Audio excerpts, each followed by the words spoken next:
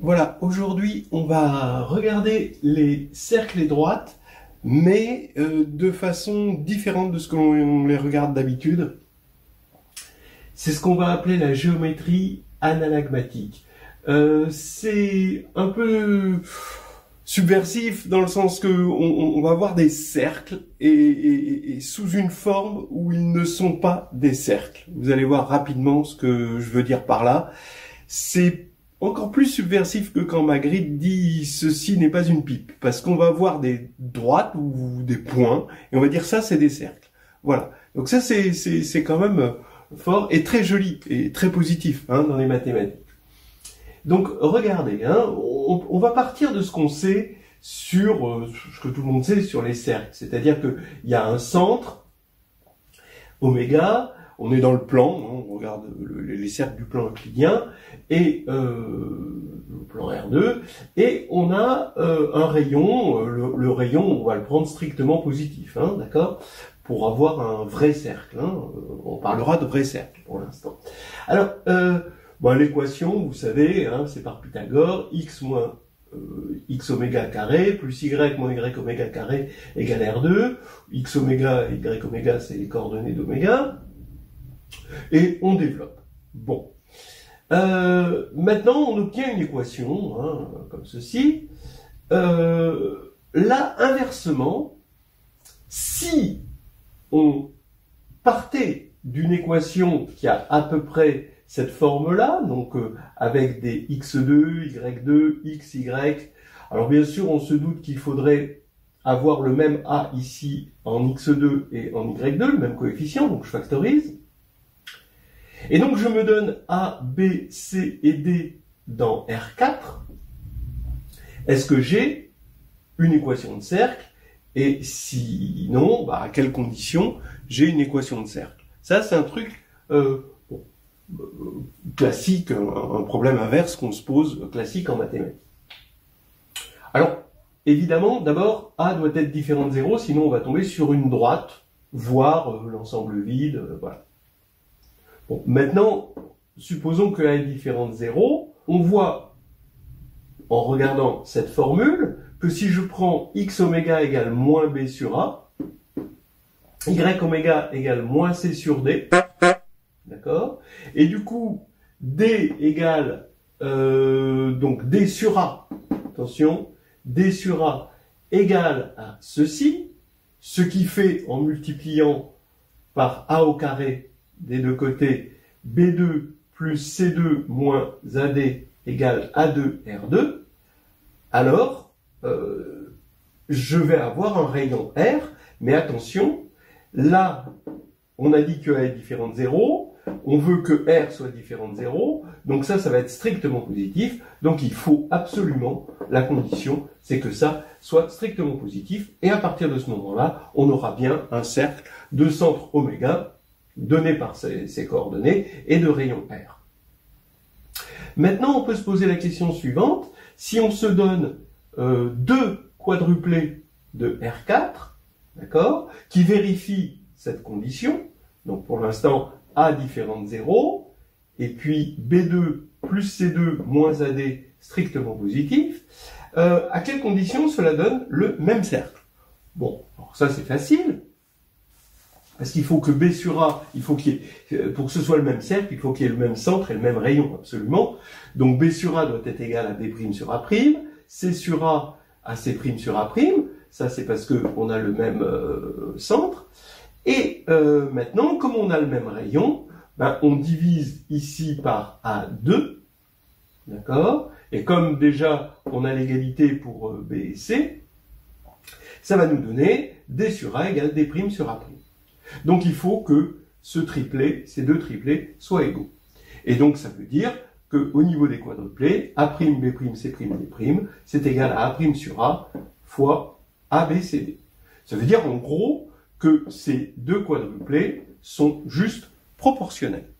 Voilà. Voilà ce qu'on a démontré maintenant.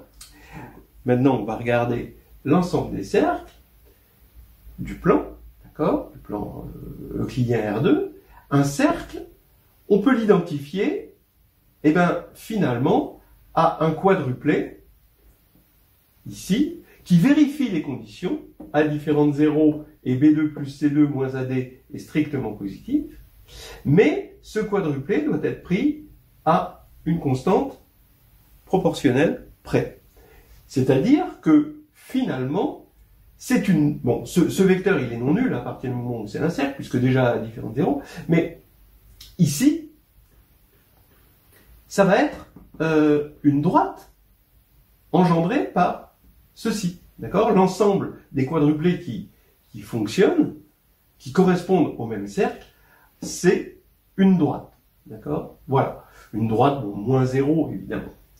Alors, on va pouvoir identifier les cercles avec certaines droites de R4. Pas toutes, parce qu'il y a des conditions.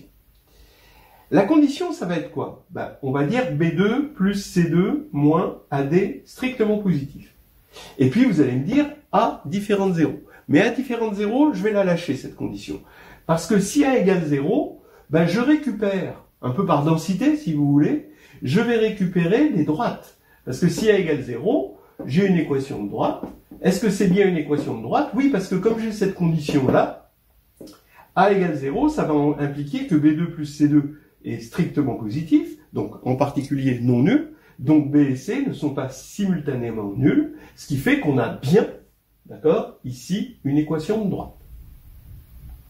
Donc, je vais inclure les droites. En fait, c'est ici, quand on pensera cercle, on pensera généralement droite ou cercle. Voilà, ça c'est peut-être un peu nouveau pour certains, mais cercle et droite vont être confondus, droite affine, hein, d'accord, et cercle du plan. Ça s'appelle aussi des cercles hein, de la droite projective P1 de C. Alors attention, quand je dis des droites ici de R4, je pense à des droites vectorielles, hein, bien sûr, parce que c'est il y a un vecteur directeur, c'est des droites vectorielles, c'est ça le vecteur directeur, et ici, quand je dis droite, c'est des droites affines, du plan affine euclidien. Voilà. Eh ben, voilà la grande bascule. Hein. C'est-à-dire de faire basculer le monde des cercles en mélangeant avec des droites, avec un autre monde ici, qui est un monde dans ce qu'on appelle P3 de R, mais bon, avec une condition évidemment qu'on verra, P3 de R, donc ça va être un espace projectif, mais tout simplement, c'est ce qu'on appelle l'ensemble des droites hein, vectorielles de R4. Alors on veut remplacer un objet géométrique, bon, qui est pratique quand même, parce qu'on fait des dessins, etc., mais par un objet plutôt algébrique, sur lequel on va faire plutôt des calculs que des dessins, d'accord, et qui va correspondre à l'équation de l'objet géométrique ici. Maintenant, on va continuer à transporter un certain nombre de choses, on va faire du déménagement en quelque sorte, hein. On va transporter des choses purement géométriques et on va les traduire en termes de géométrie, mais d'une géométrie vectorielle. Voilà. Alors, je peux pas m'empêcher d'annoncer tout de suite la belle nouvelle, c'est-à-dire cette correspondance qu'il va y avoir entre deux mondes, et c'est ça finalement l'idée derrière la géométrie anagmatique. Vous avez ici le monde géométrique hein, sur la colonne de gauche et un monde algébrique. Bon, c'est caricatural, mais c'est un peu ça hein, dans la colonne de droite. Là, on va avoir des histoires de cercles, des choses qu'on voit avec les yeux. Là, on va avoir des histoires qu'on peut comprendre, calculer, etc. Pas forcément voir avec les yeux parce qu'on est dans R4, encore qu'on va faire un effort pour voir dans R4 tout à l'heure. Le monde finalement des cercles qui, il faut bien reconnaître, tourner en rond, va se retrouver là maintenant dans un espace, on va dire, libre et déconfiné, qui est l'espace vectoriel R4, quoi. Donc voilà, quoi, les choses où il y a des droites, où ça part, voilà. Donc là, c'est quand même assez agréable, sauf que le prix à payer pour vivre dans ce monde-là, évidemment, c'est une forme quadratique. Et un deuxième prix à payer, c'est qu'on n'est pas tout à fait dans R4, on regarde les droites vectorielles de R4, c'est-à-dire ce qu'on appelle l'espace projectif P3 de R. Voilà. Allons-y donc pour la correspondance. D'abord, vous avez ici, alors on va prendre C, un cercle, donc qui a cette équation. D'accord? Maintenant, on va lui faire correspondre A, B, C, D, c'est-à-dire un vecteur U.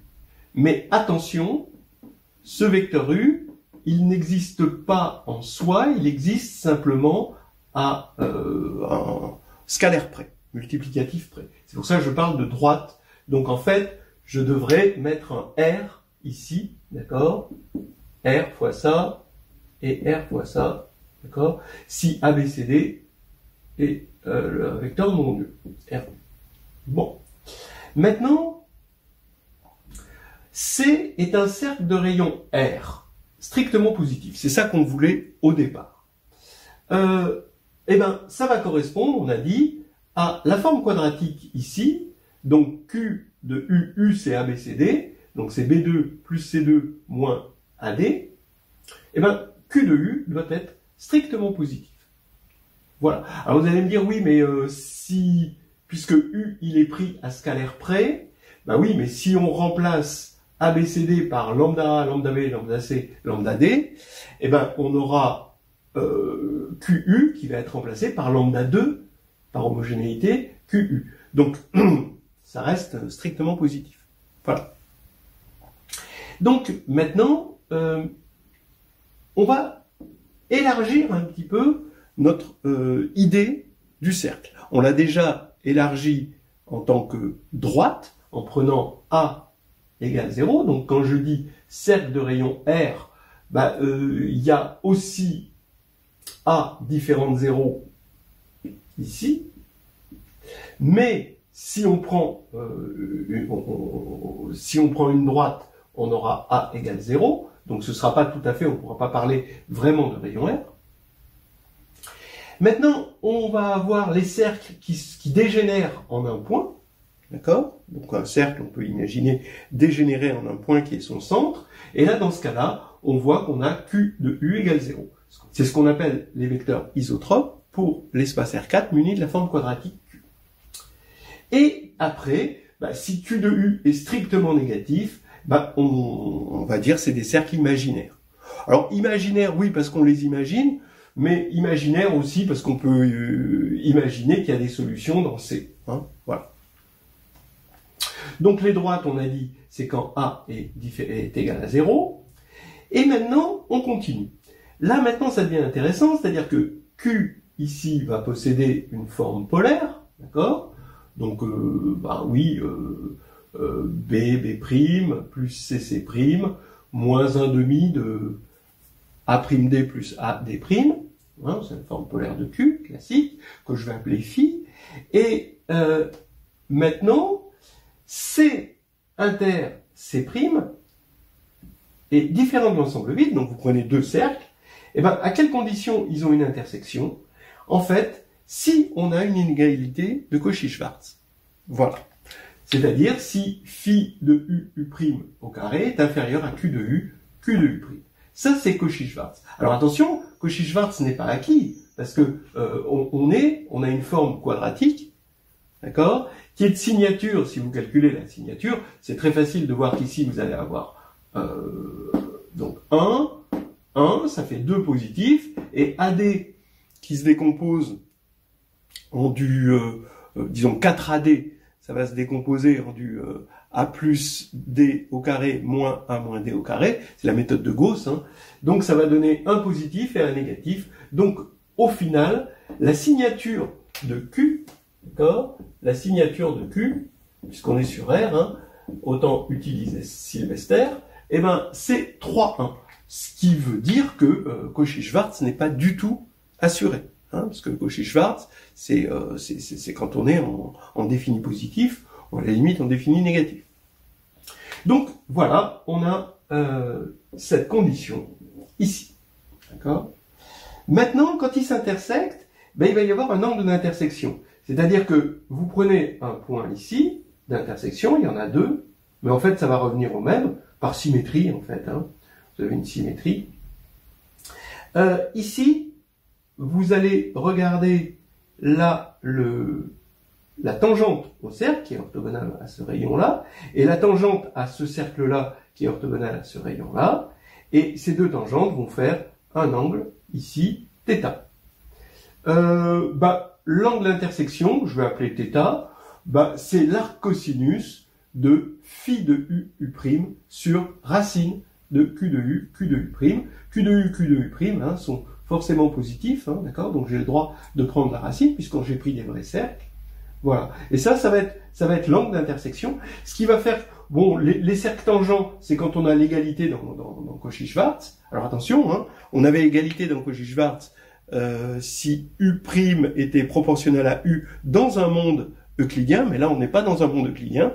Hein, on a une forme hein, de signature 3,1. Je vous rappelle que ça s'appelle en physique la forme de Lorentz. Hein, donc x2 plus y2 plus z2 moins t2. Hein, c'est la forme de Lorentz. Donc on est finalement la géométrie ici des cercles hein, est droite. Ça va revenir à l'étude de l'espace quadratique de Lorentz. Hein, voilà. Alors donc, les cercles tangents, je disais, c'est l'égalité dans Cauchy-Schwarz, et les cercles orthogonaux, c'est quand phi deux cercles vont être orthogonaux, c'est-à-dire que là, ils vont se couper orthogonalement, θ égale plus ou moins pi sur 2, si phi de u' égale 0. Voilà, donc ça, faudrait le montrer quand même, hein, on va montrer tout ça. Alors, donc allons-y pour l'épreuve. On a deux cercles, C et C'. Le premier cercle de centre oméga de rayon R, l'autre de centre oméga' de rayon R'. Ils s'intersectent en deux points, dont un que je vais appeler M. Voilà. Voilà, je veux montrer qu'ils s'intersectent si et seulement si cette quantité est comprise entre moins 1 et 1. Voilà. Alors, regardez, hein, imaginons qu'ils s'intersectent, d'accord? Alors, forcément, d'après l'inégalité triangulaire, oméga prime est inférieur à oméga m plus m oméga prime, donc à r plus r prime, et supérieur à r moins r prime en valeur absolue. D'accord? Donc maintenant, j'élève ça au carré. Bon, quand vous élevez ça au carré, vous allez avoir R2, R'2, R2, R'2, et donc vous passez R2 plus R'2 ici, de ce côté-là, et vous divisez par RR', et vous avez une quantité qui est entre moins 2 et 2. Donc si vous divisez par 2 RR', vous avez une quantité qui en valeur absolue est inférieure à 1. D'accord? Donc maintenant, ce que je dis, c'est que s'ils s'intersectent, alors on va avoir ceci, donc cela, et réciproquement, si on n'a pas ça, alors ils ne s'intersectent pas. Voilà. Donc en fait, hein, je vais montrer maintenant que cette quantité-là est égale en valeur absolue à cette quantité en valeur absolue. Voilà. Donc, ce qui me prouvera que quand on a deux cercles qui s'intersectent, on est dans la situation de Cauchy-Schwarz. Hein, c'est-à-dire que phi de u' au carré est inférieur à q de u' à cause de ça. Alors, maintenant, montrons cette égalité qu'on va avoir ici. Hein, d'accord? Bon, c'est juste de la petite manipulation. Hein. Si on regarde oméga prime carré, d'accord? Alors, oméga, vous vous rappelez que si C correspond à A, B, C, D, et C' à A', B', C', D', d'accord? Alors, oméga a pour coordonnées moins B sur A, moins C sur A, oméga prime pareil avec des primes, et donc c'est facile de calculer oméga prime carré. Et il y a des dénominateurs, mais si on multiplie par A2, A'2, eh ben, vous vous convainquez tout de suite que vous allez obtenir AB' moins A'b carré plus AC' moins A'c carré. Maintenant, je vous rappelle que tout à l'heure, on a montré que A2 R2 était égal à B2 plus C2 moins AD. Ça venait du fait qu'on comparait l'équation de forme normale avec ABCD du cercle avec l'équation construite avec le centre et les rayons. Donc ça nous donnait par identification ceci. Pareil avec des primes. Donc maintenant, quand je vais calculer A2, A'2, R2 plus R'2 moins oméga, oméga'2, grâce à cette formule-là pour lui, cette formule-là pour lui et cette formule-là pour lui, bon, bah, vous pouvez faire confiance, mais bon, c'est pas compliqué, hein, on fait juste une somme ici et des différences, et en multipliant, oui, par A'2, ici par A2, et on va tomber sur AA', facteur de 2BB' plus 2CC' moins A'D moins AD'. D'accord? Donc, ça veut dire, ici, d'accord, ça, je vous rappelle que c'est la forme quadratique. Hein, d'accord? Ça, c'est Q de U. Ici, vous reconnaissez deux fois la forme polaire de cette forme quadratique. Donc maintenant, j'ai AA' fois 2 fois phi de UU'. Là, maintenant, je divise par 2 valeur absolue de A, R, valeur absolue de A', R'. Et à droite, bah, qu'est-ce que c'est que bah, je divise par 2. Valeur absolue de A fois R, bah, c'est la racine carrée de ça. Donc je vous rappelle que c'est positif, hein, parce qu'on a pris des vrais cercles. Donc c'est racine carrée de Q de U, et la racine carrée de Q de U'. Voilà. Maintenant, j'ai plus qu'à simplifier par AA' et prendre la valeur absolue, ce sera plus simple. Et ici, en prenant la valeur absolue, je trouve exactement ce que je voulais. D'accord? Maintenant, j'obtiens un... Bon, vous voyez, alors, on va dire que... oui, Daniel Perrin, il dit la chose suivante. Hein, les théorèmes profonds en géométrie, c'est des égalités entre invariants. D'accord? Et là, on va avoir des égalités entre invariants géométriques qui sont de nature différente. Donc, on voit qu'on tombe sur une équation précieuse, ici. Hein. Ici, on va avoir cet objet-là, et celui-ci est égal à celui-ci. D'accord? Celui-ci, il vient, hein, d'accord, d'une géométrie de Lorentz. C'est un invariant, hein, pour une géométrie dans un espace de Lorentz. Et ici, bah, dans le monde des cercles. Voilà. Mais géométriquement, lui, il a une raison d'être. Alors pour finir, maintenant, il faut montrer cette formule-là. En fait, vous remarquerez, bon, dans les explications, hein, θ, c'est l'angle entre deux droites. D'accord, les deux tangentes au cercle C et C' respectifs au point d'intersection M. Donc, ça veut dire que θ, il est défini au signe près et modulo pi. Hein, donc, c'est un peu normal qu'ici, on préfère mettre ici des valeurs absolues, hein, pour les égalités. Hein. Mais regardez, hein, on va dégainer le théorème d'Al-Kashi, puisque ici on a un triangle oméga M, oméga prime, avec un angle ici alpha, étant donné que ici on a une tangente au cercle C' en M, c'est orthogonal au rayon. Ici, pareil pour le cercle C, c'est orthogonal au rayon. Donc ça veut dire que θ plus alpha, ça fait pi. D'accord? Donc maintenant, ça veut dire qu'ils vont avoir des cosinus égaux. Hein, et dans le théorème d'Al-Kashi, hein, on va avoir oméga prime carré, c'est égal à oméga m carré plus oméga prime m carré, plus 2 cosinus alpha, mais c'est pareil que cosinus θ, oméga m prime. Voilà. Mais ici, oméga m c'est R2 au carré, oméga prime m carré c'est R'2. D'accord? Donc ici, on voit bien que en valeur absolue, parce que, bon, j'ai décidé que θ c'était un angle entre deux droites. Donc revenons maintenant sur cette formule-là. Je dis, elle met en relation des invariants, et c'est ce qui en fait la force, la profondeur. D'abord, ce sont des invariants qui ne sont pas a priori de même nature. Là, on est dans un certain monde, dans R4, muni d'une forme quadratique, et là, on est dans le monde des cercles et droites du plan.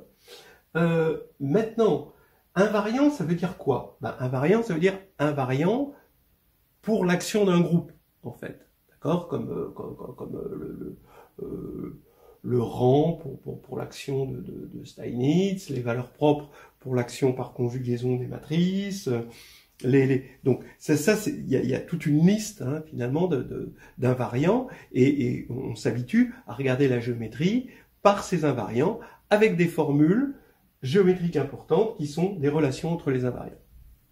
Maintenant, de quel groupe on est en train de parler? Dans le monde ici de l'espace de Lorentz, évidemment, ça va être le groupe O de Q. D'accord? Donc le groupe orthogonal pour la forme quadratique, qui est en fait, moralement, O de 3,1, parce que Q est de signature 3,1. Donc pour ceux qui ont la chance de connaître ce groupe-là, qui est le groupe de Lorentz. Et d'autre part, qu'est-ce qu'il va y avoir comme groupe qui va agir directement sur les cercles, vraiment directement sur les cercles, pas sur les cercles à travers des cercles vus abstraitement comme des droites dans R4, eh bien, ça va être le groupe des homographies, PGL2 de C ou PSL2 de C, si vous voulez, c'est exactement pareil. Maintenant, oui, on comprend. Si c'est le groupe des homographies, bon, ça on n'a rien prouvé encore, mais c'est juste de l'annonce. Si c'est le groupe des homographies, alors on comprend mieux que θ soit un invariant. Parce que les homographies, ce sont des transformations conformes. C'est-à-dire, elles respectent les angles d'intersection. Ou si vous préférez, localement, d'accord, elles transforment, ou alors si vous préférez, localement, elles se comportent comme des similitudes. C'est des cas particuliers, en fait, c'est ça ce qu'on appelle une application holomorphe, c'est que localement, c'est une similitude, on multiplie par un certain complexe. D'accord? Z est transformé en AZ localement. Donc, au niveau des tangentes, l'angle que vont faire deux courbes, en fait, leurs tangentes, quand elles s'intersectent, ça va être un invariant pour une application holomorphe, en particulier pour une transformation homographique. Et donc, c'est pas étonnant qu'on rencontre l'angle θ comme invariant au milieu de ces jolies formules.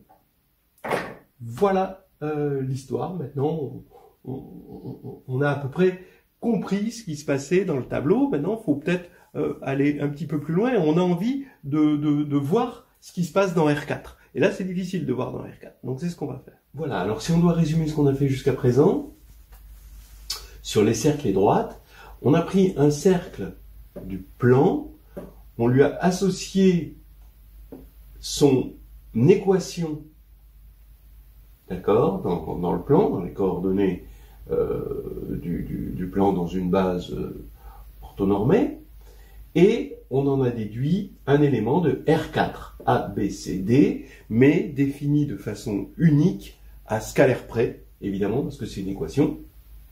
Et cet élément, finalement, il engendre une droite de R4, et c'est cette droite à laquelle on associe le cercle. Pour que ce soit un vrai cercle, alors il faut que B2 plus C2 moins AD soit strictement positif et A différent de 0. Mais quand on prend A égale 0, on a une droite, donc on garde la droite. Ça fait que on se retrouve à étudier les droites de l'espace de dimension 4, munies d'une forme quadratique. Et ça va être intéressant. On a aussi vu que la forme polaire de cette forme quadratique était liée à des relations qu'il peut y avoir entre deux cercles. D'accord ?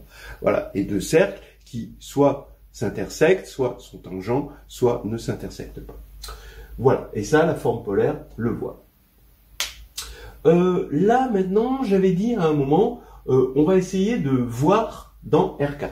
Comment voir dans R4 ? On n'a pas la 4D, malheureusement, donc on va faire avec. Je vais d'abord écrire, bon, alors je remplace la forme quadratique par 4 fois la forme quadratique pour pas avoir de fraction, d'accord, ça va rien changer aux conditions. Et là, si je pose 2b égale x, 2c égale y, a moins d égale grand Z et a plus d égale t, eh ben, je tombe sur x2 plus y2, hein, donc ça c'est clair. Et puis là, avec la fameuse formule que 4ad, c'est a plus d au carré moins 1 moins d au carré, on tombe sur z2 moins t2. Voilà.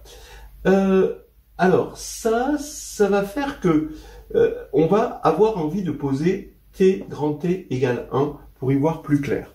Pourquoi? Alors, je vais essayer d'expliquer ça. Imaginez, vous êtes en dimension 3 et vous voulez vous ramener à la dimension 2. Ben, ce que je dis, c'est qu'on peut voir des cônes.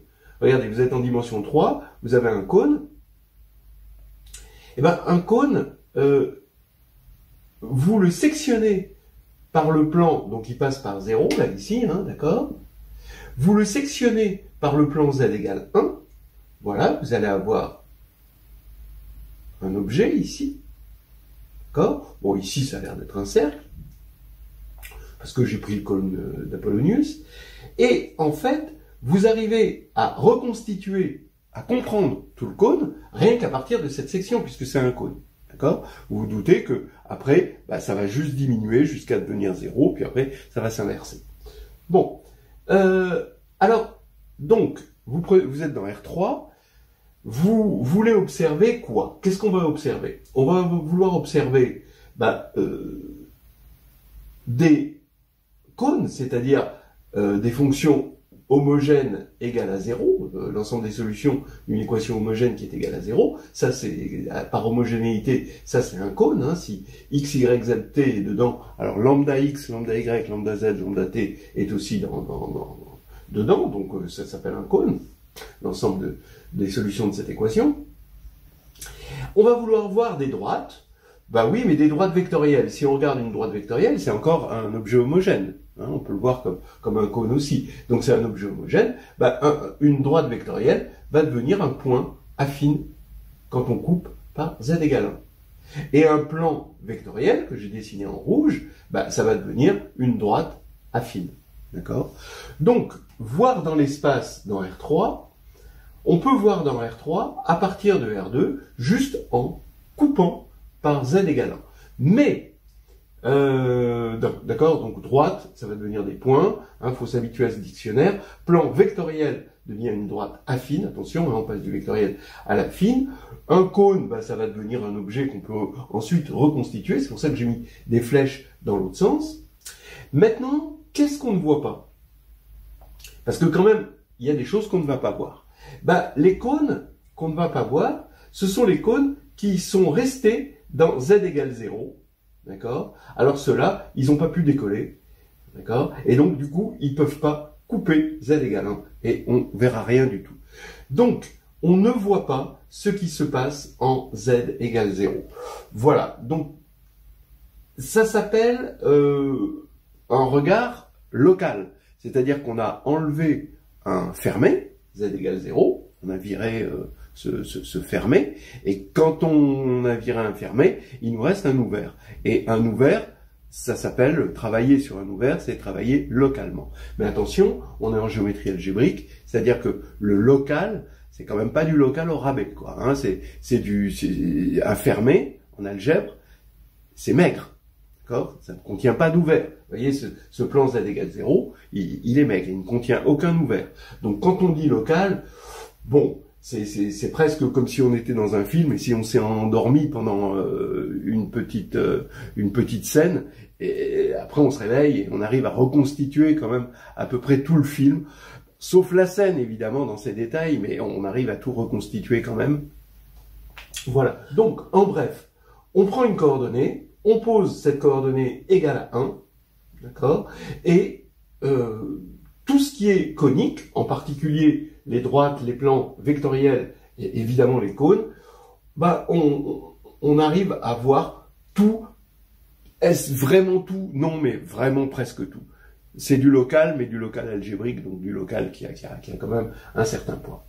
Voilà, alors ça c'était une petite parenthèse. Tout ça pour dire que ce qui m'intéresse, c'est la coordonnée t, parce qu'elle porte le signe moins là. Et donc j'ai envie de poser grand T égale 1, c'est-à-dire A plus D égale 1, d'accord, pour pouvoir voir R4, d'accord, mais cette fois-ci dans R3, parce que mes yeux ils voient R3, j'ai la 3D, voilà.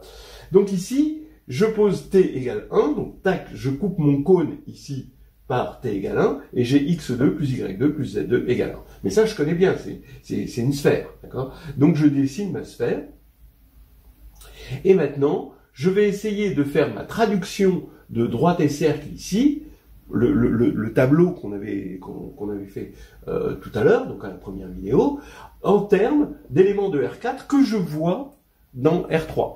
Je les pense quand même dans R4, hein, dans ma tête, c'est toujours dans R4, hein, mais mes yeux vont les voir dans R3. Alors d'abord, il y a les vrais cercles.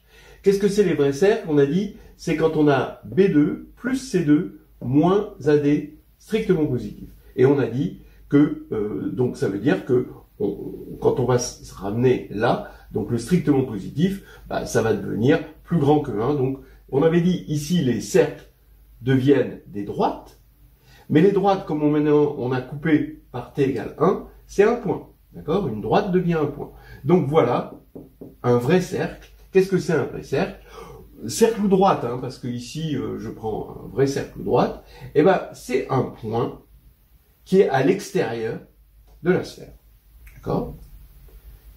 Bon. Ensuite, il y a les cercles points. Alors les cercles points, eh ben on a vu que c'est quand le cercle dégénère en juste un point, eh ben c'est quand on a B2 plus C2 moins AD égale 0. C'est ça qui va impliquer que le rayon va être nul. Bon, et donc on tombe sur un cercle point. Bah, donc ici, c'est juste la sphère. D'accord? Alors, il y a des points particuliers. Si on doit regarder, si x égale 0 et y égale 0, ça fait B et C sont nuls. Donc vous voyez que B sur A et C sur A, si A est non nul, hein, sont nuls aussi. Et ça, c'était, au signe près, le centre du cercle. Donc, quand on va écrire x égale 0 et y égale 0, c'est-à-dire l'axe des Z, d'accord? Donc l'axe des Z, ça va être les cercles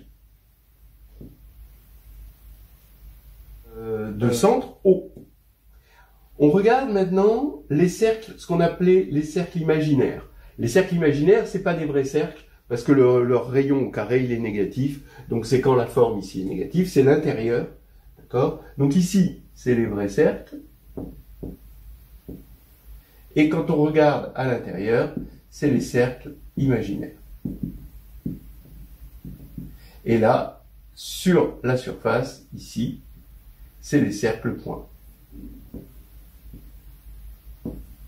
C'est-à-dire juste les points. Voilà. Les droites. Qu'est-ce que c'est que les droites? Ben, les droites, hein, ce qu'on appelait les droites de C, hein, qui sont les droites affines hein, de C. Je devrais toujours préciser affine ou pas affine. Hein. Les droites de C, ben, c'est quand petit a égale 0. Donc si a égale 0, ça fait t égale d. Donc d est égal à 1, puisque t est égal à 1. D'accord? Et donc ça veut dire que z est égal à moins d, donc moins 1. Donc ça veut dire que c'est le plan z égale moins 1. Voilà. Donc ici, ce que j'ai dessiné en bleu, je ne sais pas si vous le voyez, mais c'est le plan z égale moins 1, c'est ce plan-là, qui est tangent à la sphère, d'accord, au pôle sud de la sphère, ici, et ça, tous les points ici, tous les points que je vais dessiner ici, ce seront des droites. D'accord? Alors attention, une droite ici devenait une droite dans R4, qui devient un point dans R3. Voilà.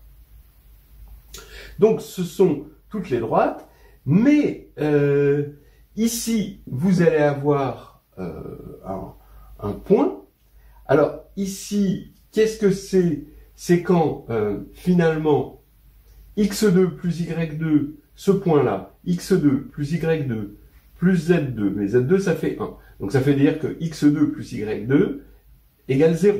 D'accord? Donc ça veut dire que x égale 0, y égale 0, donc ça veut dire b égale 0, c égale 0. Donc là, c'est si on peut voir ça comme un point, c'est pas un point, d'accord? Vous êtes sur les droites, donc ça veut dire que vous avez a égale 0, b égale 0, c égale 0, et pourtant d qui est égal à 1, hein, donc 1 égale 0, ça c'est pas possible. Mais parmi les points, donc lui c'est un point en fait interdit, mais parmi les points, on peut le voir, si on regarde par continuité, comme le point infini. Cette droite-là, on a dit que ça représentait les cercles de centre haut. Bon, les vrais cercles de centre haut sont bien sûr à l'extérieur. D'accord?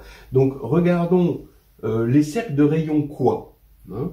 Eh ben, ici, vous avez, on avait dit que AR2, A2R2, c'était B2 plus C2 moins AD. Mais comme les cercles sont de centre haut, d'accord, ben B et C sont nuls, donc voilà, hein, X et Y sont nuls, c'est ce qu'on avait dit, donc il reste que moins AD, d'accord, ce qui va faire que R2 est égal, bon ben, de cette équation A moins D égale Z, A plus D égale Z, on tire A et D en fonction de Z, et comme T est égal à 1, on en tire facilement que c'est Z moins 1 sur Z plus 1. D'accord? Ce qui veut dire que quand on est sur cette droite, Z égale 1 correspond au rayon nul, donc comme le cercle est de centre 0 et de rayon nul, bah, c'est le point 0. Et ici, si on doit voir ce point dont on a dit qu'il était interdit comme un certain point, bah, ça va être le point infini, parce que en Z égale moins 1, bah, le rayon, il vaut l'infini, hein, si on se permet d'en parler et de faire une complétion.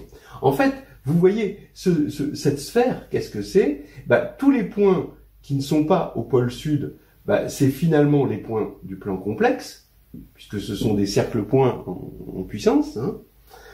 Et quand on ajoute l'infini, on compactifie en quelque sorte le plan complexe en une sphère. Et ça, bon, c'est le plan complexe complété, hein, qu'on appelle C chapeau, c'est-à-dire C union l'infini, qui est ce qu'on appelle la sphère de Riemann. Hein. Voilà donc un certain nombre de choses.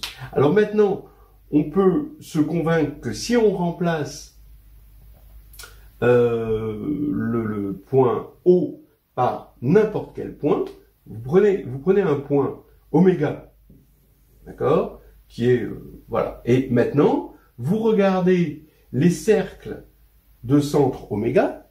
Donc, si vous voulez les cercles de centre oméga, ça va faire ce qu'on appelle un faisceau de cercles concentriques. Hein, donc, c'est des cercles concentriques de plus en plus grands. Et ben, ça va se voir ici. Donc, vous allez avoir oméga qui va être un point du plan complexe. Vous allez le voir, vous le reportez ici sur la sphère avec les coordonnées, hein, puisque vous avez les coordonnées du centre en fonction X et Y en fonction des coordonnées du centre. Vous avez tout ce qu'il faut pour dessiner votre oméga ici. Et les cercles concentriques, ils deviennent de plus en plus grands, donc à un moment, ça va devenir ce point-là. Et en fait, la droite qu'on voit dans R3 composée des cercles de centre oméga, eh ben, ça va être évidemment cette droite-là, qui passe par l'infini est ici. Vous pouvez vous en convaincre assez facilement. Donc voilà, afin de travailler sur les cercles et droites, mais de travailler autrement, avec d'autres outils, on est en train de tout traduire dans R4, que l'on voit dans R3. Maintenant, qu'est-ce qu'on voit dans R3? Eh ben, on voit des vrais cercles, c'est des points. On voit des points, les cercles points, qui sont aussi les points qu'on peut aussi considérer comme des points de C. On voit la complétion de C en une sphère, ici, et c'est cette sphère. On voit les droites, ici. On voit nos premiers faisceaux de cercles,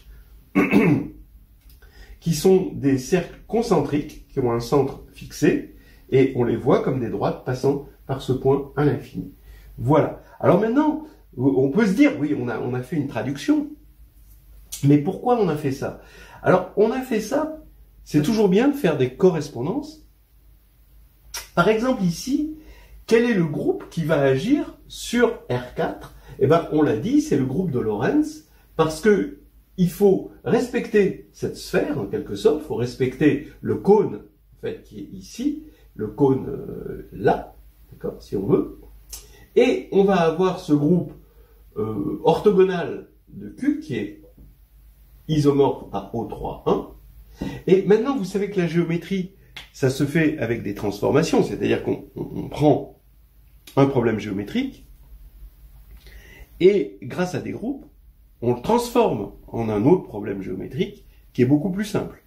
Par exemple, on a un faisceau de cercle, ce qu'on va appeler un faisceau de cercle, on peut le transformer en un faisceau de cercle concentrique. Donc un faisceau de cercle, on verra ce que c'est tout à l'heure, et on verra que c'est juste une droite, d'accord, ici, une droite affine dans notre espace R3, là. Et vous voyez que il nous faut un groupe de transformation qui conserve certains invariants et qui va nous transformer, par exemple, cette droite en une droite qui est beaucoup plus familière, qui est la droite des cercles qui ont pour centre 0, par exemple. Maintenant, comment? Grâce à un groupe, et qui va être le groupe O3,1. Est-ce qu'on a des théorèmes qui nous permettent d'envoyer une droite sur une autre droite grâce à un groupe, ou un plan? Parce qu'en fait, ce sont des plans, hein. Un plan sur un autre plan. Oui, c'est des théorèmes de Witt qui nous permettent de faire ça. Donc, voilà l'intérêt des choses, hein, de trouver des transformations via des correspondances. Voilà. Alors là maintenant, on a vu certaines choses dans cette représentation-là des cercles et droites du plan complexe. On a vu que les vrais cercles, c'était l'extérieur de cette sphère. Sur la sphère, c'est les cercles points. Avec juste ce point-là, le pôle sud, c'est l'infini.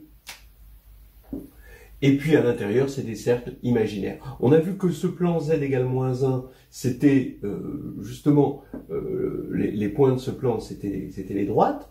Voilà. Et puis on a commencé à voir certaines droites de cet espace, et ça correspondait, on a regardé juste les droites qui passaient par l'infini, et ça correspondait à des faisceaux de cercles concentriques. Donc un ensemble de cercles concentriques passant par un point, forcément le point correspondant sur la sphère.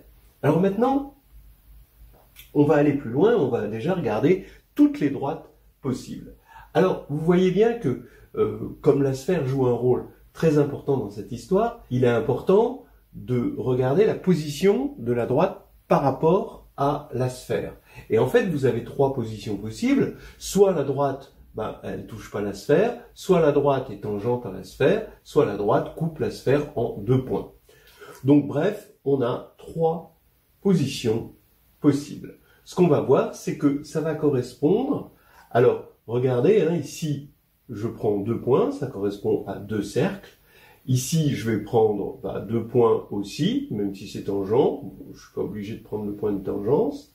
Et ici aussi, je prends 2 points. Je suis pas obligé de prendre ces 2 points-là. Voilà. Et ça correspond à chaque fois à 2 cercles. Alors, à quoi correspond d'abord le plan engendré par ces deux droites symbolisées par des points? Eh bien, étant donné que les vecteurs de R4 sont juste les équations des cercles, d'accord, correspondants, eh ben, regarder un plan dans R4, ça revient à regarder les combinaisons linéaires des équations. Or, l'équation, finalement, si on a un cercle de centre oméga et de rayon R, l'équation c'est oméga m carré égale R carré. Et pour l'autre cercle, oui, on va l'appeler U', donc on a un point U ici, un point U', voilà. Donc l'autre cercle, c'est oméga prime m carré moins R' carré égale 0. Donc, quand on fait une combinaison linéaire des deux équations, on fait quelque chose comme ceci. Lambda fois cette expression, plus lambda prime fois cette expression, égale 0. Et pour lambda égale 1, lambda prime égale 0, on va avoir le premier cercle. On va aussi avoir le second cercle U'. Et puis aussi, vous remarquerez qu'on a toujours une droite. Si on pose lambda égale 1 ici, et lambda prime égale moins 1. Hein, ici, il va y avoir les termes carrés qui vont s'éliminer, et on va avoir une droite. Ça correspond à quoi ici dans l'espace? Ça correspond au fait que ces droites-là qu'on construit, eh ben, elles vont forcément couper le plan Z égale moins 1, dont on avait dit que c'était le plan des droites. Alors couper forcément, oui, parce qu'on est en projectif, et ça coupe forcément, quitte à couper à l'infini. Bon, alors maintenant, regardons ce qui se passe avec la signature. En fait, quand on a un espace avec une forme quadratique, et on va prendre un plan, donc un sous-espace, d'accord, la forme quadratique va se restreindre forcément à ce sous-espace, et va avoir une signature. On est sur R, on a le théorème de Sylvester. Donc, regardons les signatures possibles pour le plan. Donc, ces deux cercles, finalement, pour nous, ça représente, ils engendrent un plan, qu'on appelle un faisceau de cercle, et on veut classifier les faisceaux de cercle, en fait, on va les classifier comme ceci, et on va les classifier grâce à Sylvester. D'accord? Alors, allons-y. On se pose la question, puisque la signature de notre forme quadratique est 3, 1, quelle est la signature de Q restreinte à P? Alors, la signature, qu'est-ce que ça veut dire? Ça veut dire que la dimension maximale d'un sous-espace tel que Q sur ce sous-espace est défini positif, c'est 3, et défini négatif, c'est 1. Voilà. Donc, ça veut dire quoi? Ça veut dire que la signature de Q sur P, bah, ça va être forcément, ça va être 2, parce que ça peut pas être 3, parce que là, P c'est un plan, donc ici 2 au maximum, et là, dans ce cas-là, évidemment, 0 pour ce qui est de la partie négative. Ça veut dire que la forme normale, ici, de Q sur P, est la forme x2 plus y2. Des droites isotropes, bah, il n'y en a pas, puisque c'est défini positif. Et le Cauchy-Schwarz, bah, il est toujours strictement inférieur à 1. C'est ce qui se passe quand on est en défini positif. En signature 1,1, bah, ça c'est possible.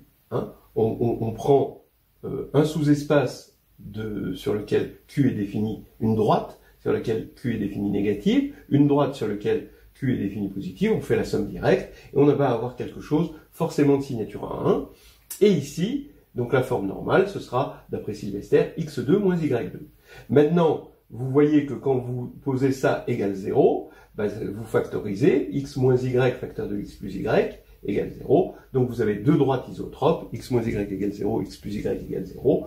Donc vous avez deux droites isotropes. Donc ici, vous êtes sur un plan hyperbolique, et sur un plan hyperbolique, un Cauchy-Schwarz est strictement supérieur à 1. Ici, on a un anti-Cauchy-Schwarz, si vous voulez. C'est strictement supérieur à 1. C'est un petit peu ce qu'on a vu dans la première vidéo, dans le tableau. Mais, vous pouvez avoir aussi, donc il nous faut 3 cas, puisqu'on voit bien qu'on a 3 cas. Il y a le cas où on a une droite isotrope, d'accord? Et on regarde son orthogonale, et on va prendre dans son orthogonale, donc comme c'est une droite, que ici la forme Q est non dégénérée, bah, son orthogonale va être de dimension 3, mais va contenir la droite puisqu'elle est isotrope. Mais vous pouvez toujours trouver un élément positif, un élément tel que sur lequel Q est positif, et on va avoir, attention, c'est un plan, mais un plan dégénéré, et de signature 1, 0 avec un noyau. Hein. Voilà. Et donc la forme normale, c'est x2. Bah, des droites isotropes, il va y avoir, on vérifie qu'il va y avoir que ce vecteur-là, donc c'est une double. Et le Cauchy-Schwarz, on voit qu'il est égal à 1. Ici, c'est un petit peu normal, parce que, si vous voulez, comment dire, c'est l'égalité dans Cauchy-Schwarz, c'est vérifié, on sait, si et seulement si, quand on est en défini positif, ou même en hyperbolique, c'est uniquement si U et V sont proportionnels. Mais là, il faut regarder proportionnel modulo le noyau. Et modulo le noyau, tous les vecteurs sont proportionnels. Donc on a un Cauchy-Schwarz. Alors ici, je vais prendre, faut faire attention parce qu'il y a des vecteurs isotropes. Hein. Quand je divise ici par racine de Q de U, racine de Q de V, je me débrouille à prendre des vecteurs non isotropes. Hein. Sinon, ça voudrait rien dire. Et là, en tout cas, mes deux vecteurs sont toujours proportionnels par rapport au noyau. Et donc le Cauchy-Schwarz, ici, il est égal à 1. Alors, on voit bien qu'il ne va pas y avoir d'autres possibilités. Hein. Je vais quand même le montrer. Alors, regardez, la signature, imaginons que ce soit ST. Alors, d'après Sylvester, on peut toujours décomposer P en une partie, un sous-espace sur lequel Q est défini positif, plus un sous-espace sur lequel Q est négatif. D'accord ? Bon, alors maintenant, bah, P, je regarde la dimension, P il est de dimension 2, P ici, bah, ça c'est, par définition, c'est S, et ici, bah, forcément, c'est inférieur à 1, puisque déjà dans Q, dans l'espace R4, c'est inférieur à 1. Donc, d'après Sylvester. Donc ici, vous avez 2 qui est inférieur à S plus 1, donc S est toujours supérieur à 1. Voilà.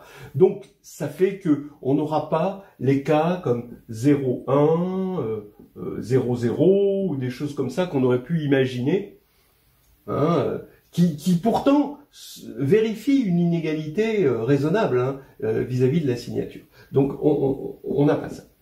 Voilà donc les possibilités. Alors maintenant, on va comparer ces possibilités avec ce qu'on voit là. Ici, le plan ne possède pas de droite isotrope, ce qui veut dire, quand on traduit ça en termes de R3 ici, bah c'est cette droite, parce qu'elle ne coupe pas l'ensemble des points, ici, isotropes, hein, de la sphère. Donc, finalement, ça correspond à ça. D'accord ? Ça, 1, 1, bah, il y a deux droites isotropes, bah, ça va correspondre, évidemment, à ces deux points-là. D'accord ? Et 1, 0, bah, le point double ici. Donc on voit bien. Maintenant, il faut faire le lien avec ça. Là ici, bah, vous voyez bien que vous avez un ensemble de cercles, le faisceau.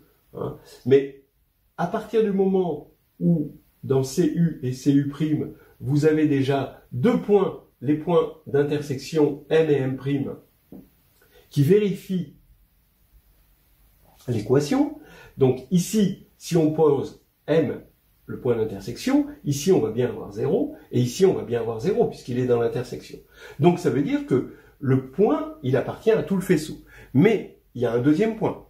Et à partir du moment où un cercle possède deux points, eh ben, c'est ni un cercle point, ni un cercle imaginaire.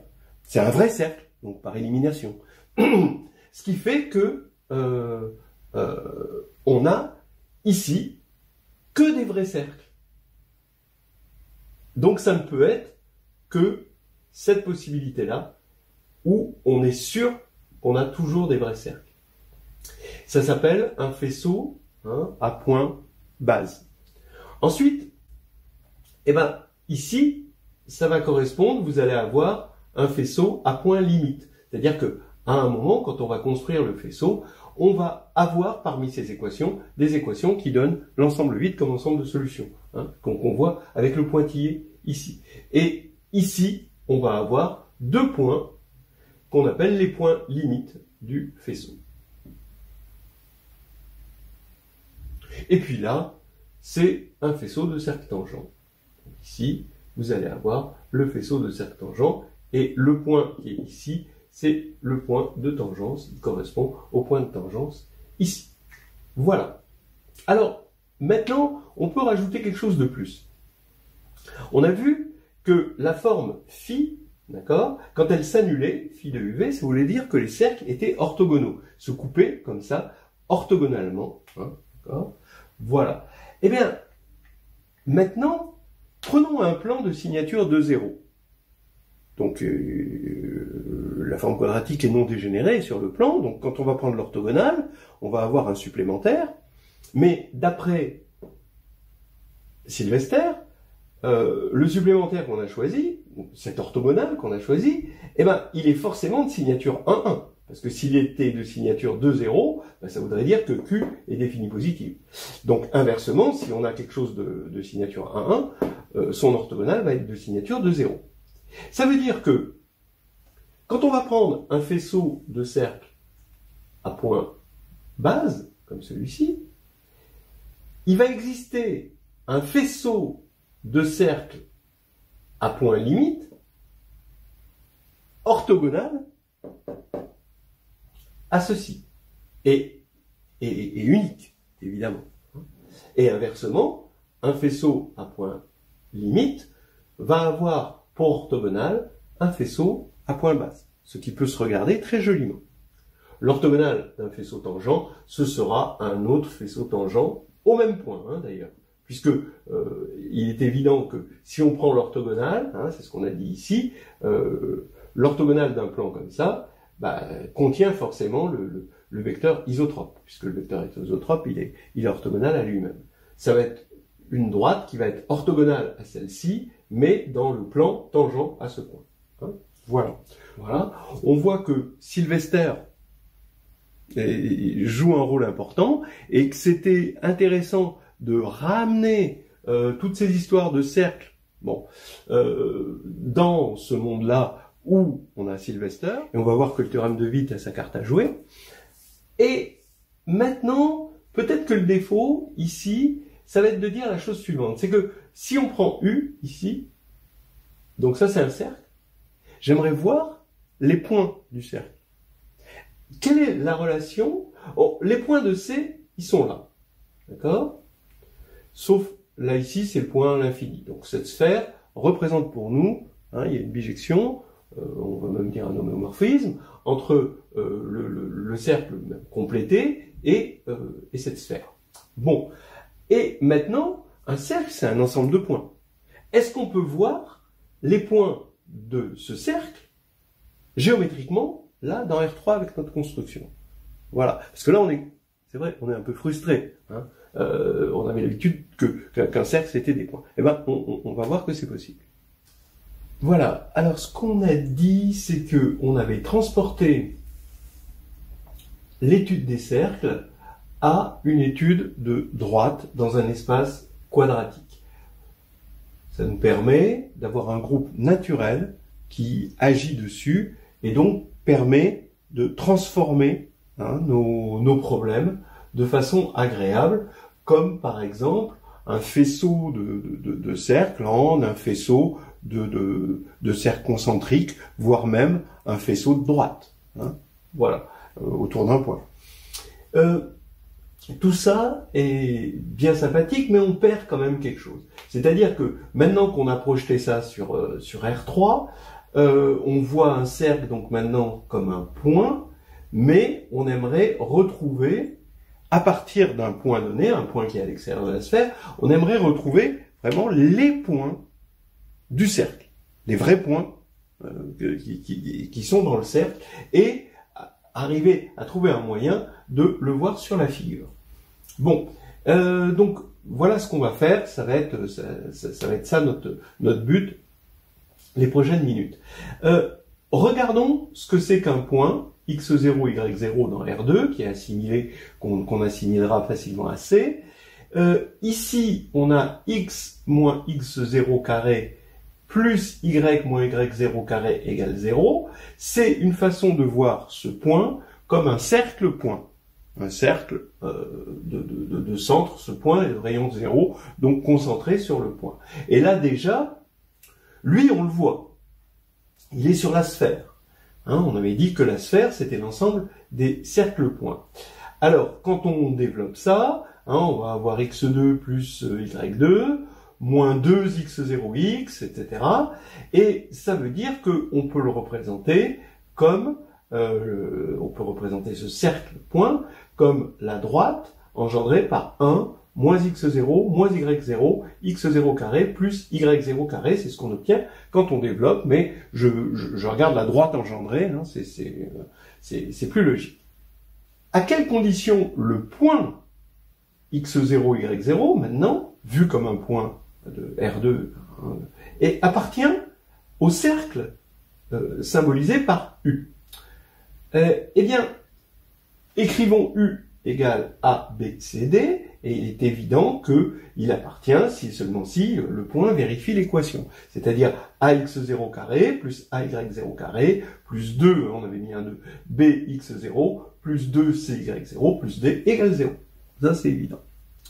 Mais ce qui est intéressant, regardez, ceci, c'est moins 2 fois la forme polaire de notre forme quadratique. Hein. Notre forme quadratique, c'était B2 plus C2 moins AD.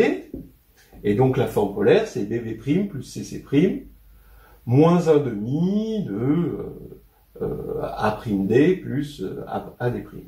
Et donc ici, c'est simplement ceci, on reconnaît moins 2 fois phi de ABCD avec 1 moins x0 moins y0, x0 carré plus y0 carré. Voilà, ça, c'est moins 2 fois ça. Vous vérifiez. Et ça veut dire donc que phi de ça égale 0. Et donc, ils sont orthogonaux, ces deux points. Donc, lui et lui qui représente lui sont orthogonaux pour la forme quadratique. Voilà. Bon, alors ça c'est intéressant. Et maintenant, donc vous allez vérifier à loisir une suite d'équivalence hein, qui va nous amener à la construction à partir de U de l'ensemble des points du cercle U, mais vu comme des cercles points sur la sphère. Donc, je regarde x0, y0, ça appartient à CU. Lui, je vais l'appeler U0, hein, comme point. Si et seulement si, comme cercle point, si et seulement si U est orthogonal pour phi à U0. Donc, c'est ce qu'on vient de voir ici. Donc, si et seulement si, le plan engendré par les deux droites U et U0 de R4 forme un plan de signature 1,0. On avait vu qu'il y avait trois possibilités, soit 2 0, mais là, c'est pas possible, parce que U0 il est isotrope, soit 1, 1, c'est pas possible non plus. Il faut bien voir que U0 est isotrope et orthogonal à U. Voilà. Bon, alors bien sûr, hein, U0 forme une base, hein, puisque ils peuvent pas être collinéaires, hein, parce que si c'était collinéaire, Q de U serait égal à 0, or on a pris U strictement à l'extérieur de la sphère. Bon, donc bref, on a un noyau. La restriction de la forme quadratique au plan possède un noyau qui est engendré par U0 et donc P par élimination est de signature 1, 0 pour la forme quadratique de R4 qu'on a fixée. Et donc, maintenant à partir du moment où on a ça, ça veut dire que U0, en tant que droite telle qu'on la voit ici dans R3, U0, c'est tangent à la sphère. Voilà. L'ensemble des droites tangentes en U0 à la sphère, ça forme le plan tangent. Donc, il faut que U appartienne au plan tangent à la sphère en U0. Voilà. Donc, à partir de U0, j'arrive à voir, à partir du point U0, que je vois sur la sphère, j'arrive à voir tous les cercles qui contiennent ce point. Et l'ensemble de ces cercles, je le vois comment? C'est le plan tangent. Okay, en U0 à la sphère. Maintenant, réciproquement, si je pars de U, on va chercher l'ensemble des points qui sont orthogonaux à U et sur la sphère.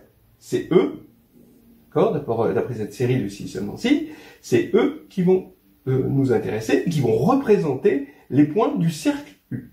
Eh bien oui, regardons U orthogonal à U0, donc on veut que U0 soit orthogonal à U, donc U c'est une droite, donc son orthogonal c'est un sous-espace de dimension 3, donc un hyperplan. Mais vu là ici dans R3, eh ben, ça va être un plan, hein, ça va devenir un plan.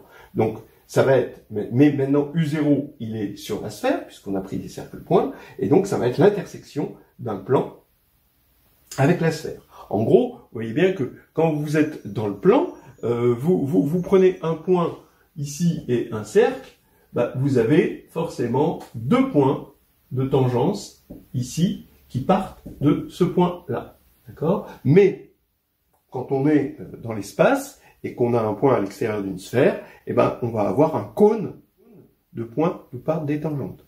Voilà. Et donc, voilà, c'est ce cône, hein, d'accord? Vous pouvez imaginer que U c'est le Soleil et que la sphère c'est la Terre, et donc que le cercle des points passant par U, eh ben, c'est la zone qui délimite l'ombre et la lumière. Voilà. Comme ça nous fait une jolie image pour notre imaginaire, plus jolie que mes dessins. Voilà. On reprend, donc voici notre point U, qui est en fait un cercle. Les points du cercle, on peut les voir sur une sphère, mais maintenant, on voudrait les voir sur un plan. Donc, maintenant qu'ils sont sur une sphère, c'est l'intersection d'un plan avec une sphère, bah, ça va être facile de le voir sur un plan. Ça va être tout simplement, on va faire une projection, ce qu'on appelle une projection stéréographique, et a priori, le point à partir duquel on va projeter sur le plan z égale 0 ici, pour voir notre vrai cercle dans le plan, retrouver notre cercle dans le plan, eh ben, le point tout trouvé, c'était celui qui était l'infini, hein, d'accord, puisque c'est celui qu'on a l'habitude de ne pas voir quand on est sur le plan. Alors, ici, on va prendre I, donc égal à 0, 0, moins 1, hein, faut voir ce plan Z égale 0 qui coupe la sphère en deux, hein, d'accord, avec une trace bleue ici, si vous la voyez. Et maintenant, on va avoir, là, c'est l'intersection du cône tangent avec la sphère. Donc ça, c'est le cercle des points de U. Et là, ça va être la projection stéréographique, en rouge, sur le plan Z égale 0, hein, qui coupe la sphère. Et là, on retrouve notre vrai cercle. Normalement, on va voir qu'on le retrouve presque. Regardons les coordonnées de la projection stéréographique. C'est-à-dire qu'on prend un point U0 égale x0, y0. On va le regarder comme un point sur la sphère. D'accord? Maintenant, en tant que cercle-point, on va projeter de façon stéréographique, d'accord? C'est-à-dire qu'on va prendre la droite IM0 et jusqu'à ce qu'elle rencontre Z égale 0, et on va obtenir un point M'0 sur le plan Z égale 0. Alors, les formules sont pas trop difficiles.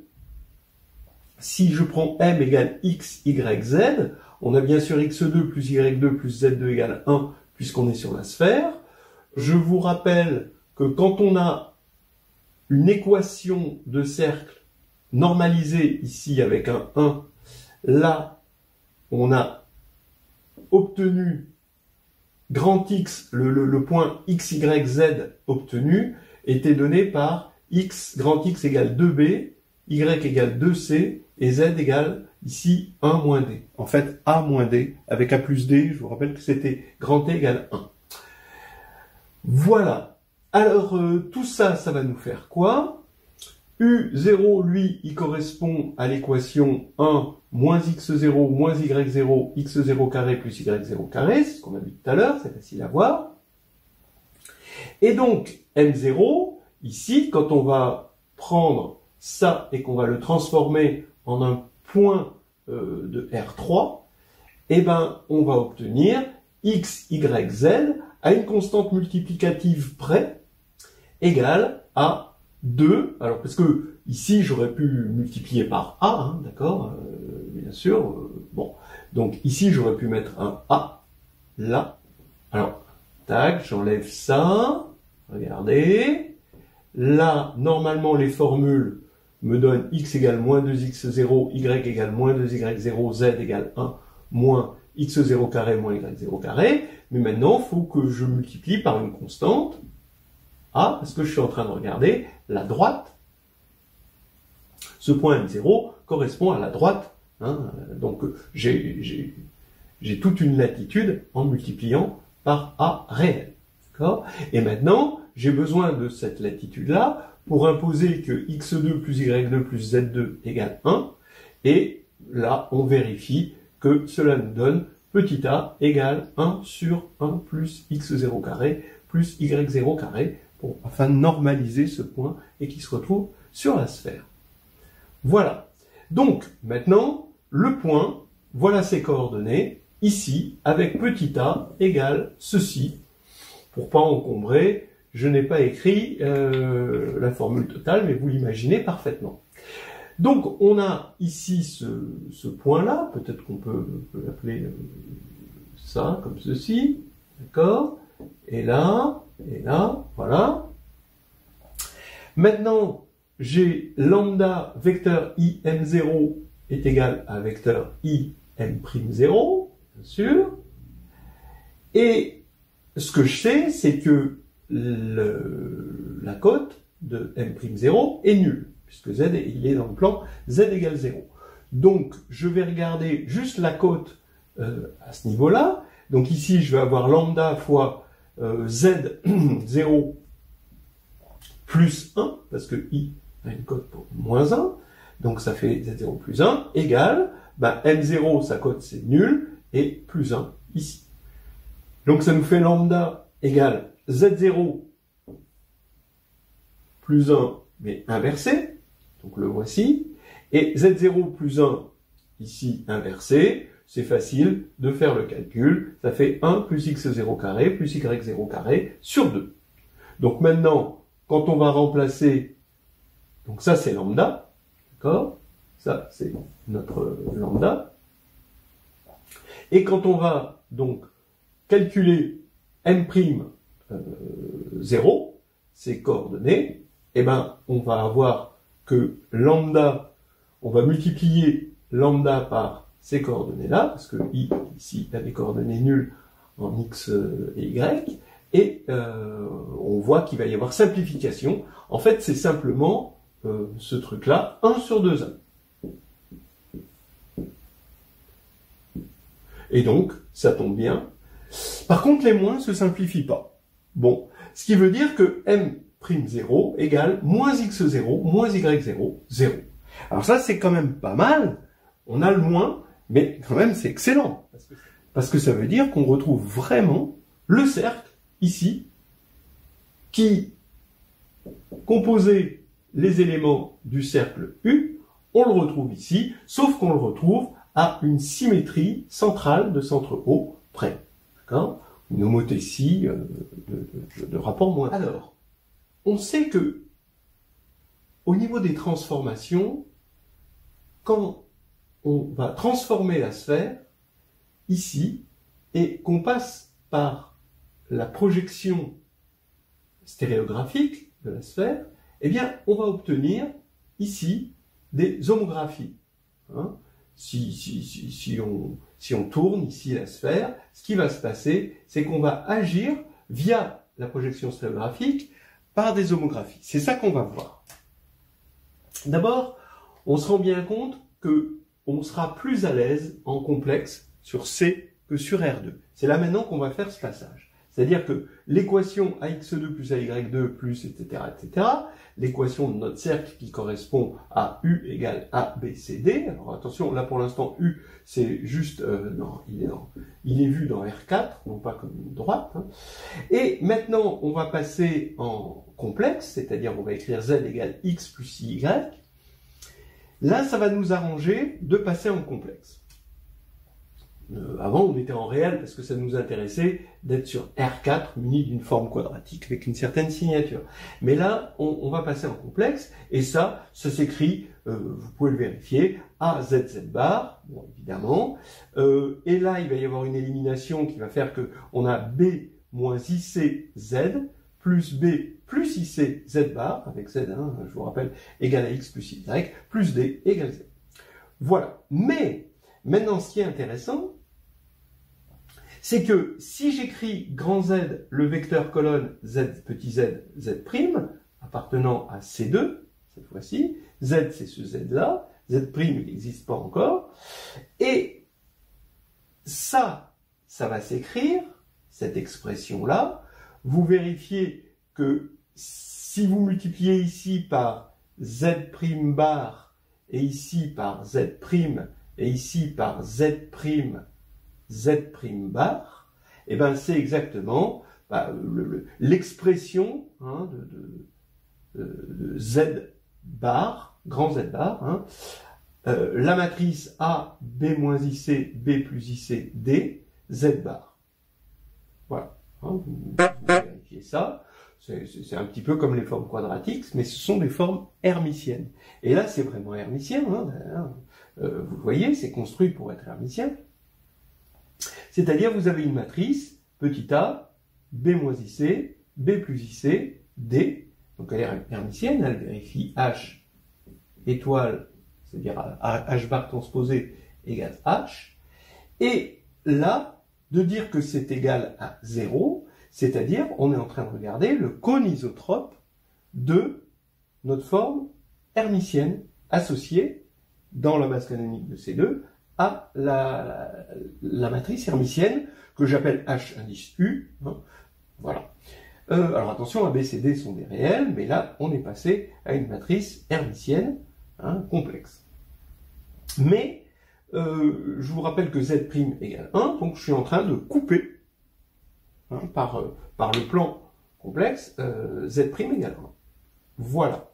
Alors, remarquez que non seulement, ce qui est intéressant, je vais appeler HU cette matrice hermitienne, donc elle est bien hermitienne, que le cercle, c'est rien d'autre, hein, le cercle dont on était parti pour construire ce vecteur U, et ben c'est le cercle, c'est l'intersection du cône isotrope de la forme hermitienne associée, avec Z' égale 1, donc la deuxième coordonnée est égale à 1, mais mieux que ça, et ça c'est le petit plus, le petit miracle, c'est que quand on va calculer le déterminant, ça fait AD moins B2 moins C2, c'est-à-dire que moins le déterminant, c'est exactement la forme Q de U, d'accord, qui était égale à B2 plus C2 moins AD.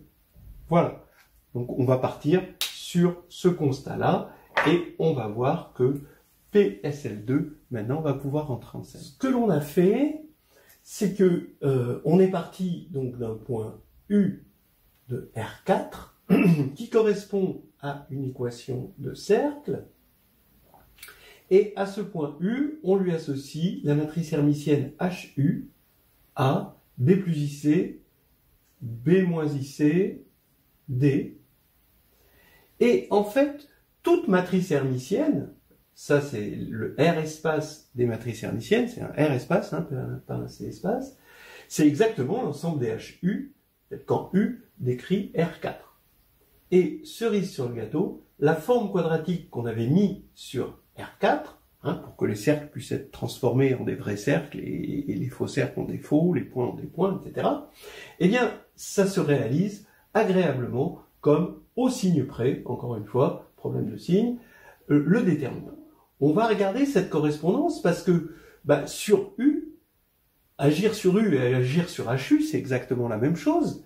Et là, il y a une action sur H qui est naturelle, c'est l'action de SL2 de C par congruence hermitienne. Bon, alors en fait, je devrais écrire PH P étoile, ça c'est l'action par congruence, hein, mais je tords par moins 1, donc par étoile moins 1, qui est un automorphisme. Hein. Donc je mets P étoile moins 1, H P moins 1, on verra après pourquoi. Mais en tout cas, c'est facile de voir que si H est hermitienne, alors ça c'est hermitien, hein, d'accord? Donc c'est étoile invariant, si vous voulez. Bien, et je prends SL2 de C. Voilà. Donc ça veut dire que si j'ai une matrice HU, alors là je vais avoir, puisque toutes les matrices hermitiennes s'écrivent HU, ben je vais avoir un HU' ici, et tel que Q de U égale Q de U'. C'est-à-dire que ça va envoyer des vrais cercles sur des vrais cercles, ça va respecter Q, et ça va agir exactement sur R4 comme agit le groupe O3,1. Regardons de plus près la transformation du cercle donné par U en le cercle donné par U'. Le cercle étant ici, hein, et après vous mettez des primes. Alors soit CU, ben, on a vu que CU c'était CHU. Alors ce que j'appelle CHU, c'est le cône isotrope de la forme hermitienne donnée par HU. Inter Z' égale 1. Ça c'est ce qu'on a vu tout à l'heure. On l'a vu, voilà, on l'a démontré. Je vais poser Z égale ZZ', et donc je vais dire que CU', ben, puisque U' correspond à P.HU, ben, c'est forcément donc Z bar P.HU, je mets des U, Z égale 0. C'est le cône isotrope, ici, mais intersecté avec les ordonnées égale 1. D'accord? Il faut que les ordonnées de ce vecteur de C2 soient égales à 1. Donc je pourrais l'appeler ici le plan Z' égale 1, plutôt, hein, le plan complexe Z' égale 1. Bien, donc maintenant je vais écrire P.H égale ceci. Ça me fait facilement P-1 Z étoile HU P-1 Z égale Z, après cette formule, et ça, je veux que ce soit égal 0, pareil, j'intersecte avec mon plan affine, hein, et ici, je vais avoir P CHU, d'accord, parce que ça veut dire que P-1 Z est dans le cône isotrope de HU, donc ça veut dire que mon Z est dans P CHU. Maintenant, j'ai compris pourquoi j'ai tordu par moins 1 pour pouvoir retomber sur mes pattes. C'est l'image directe du cône CHU, du cône isotrope de HU, par P. D'accord? Toujours intersecté avec mon plan Z' égale 1. D'accord? Voilà. Donc maintenant, voilà, ça veut dire que l'action ici va correspondre sur les cercles correspondant à U à tout simplement une action, donc ça va bien agir sur les cercles, et ça correspond à une action directe. Voilà. Bon, je l'ai mis un peu tordu pour pouvoir me retrouver dans le droit chemin à la fin. Donc ça veut dire quoi? C'est quoi cette action? C'est une action avec une intersection. C'est-à-dire que on regarde un cône, on fait agir par action directe SL2 de C sur un cône, mais ensuite on intersecte avec Z'. Donc ici, l'action directe, ben, c'est celle-ci. Évidemment, ça c'est notre matrice P, hein, ici, qu'on applique à Z.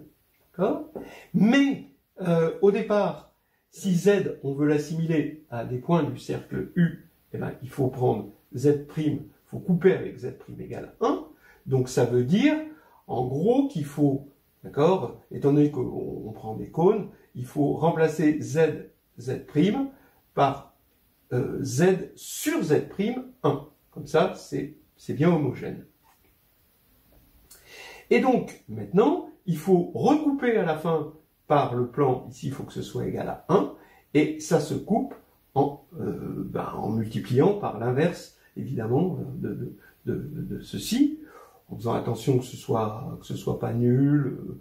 Bon, alors là, il y a peut-être un petit problème de procédure à avoir, mais bref, on va donc avoir alpha z plus gamma z prime divisé par bêta z plus delta z prime, et on divise par z prime des deux côtés, et en fait, on a fait cette action de remplacer z par z sur z prime pour avoir un ici, et on obtient l'action, ce qu'on appelle l'action par homographie, hein, que un certain nombre de gens connaissent, alpha plus gamma sur bêta z plus delta.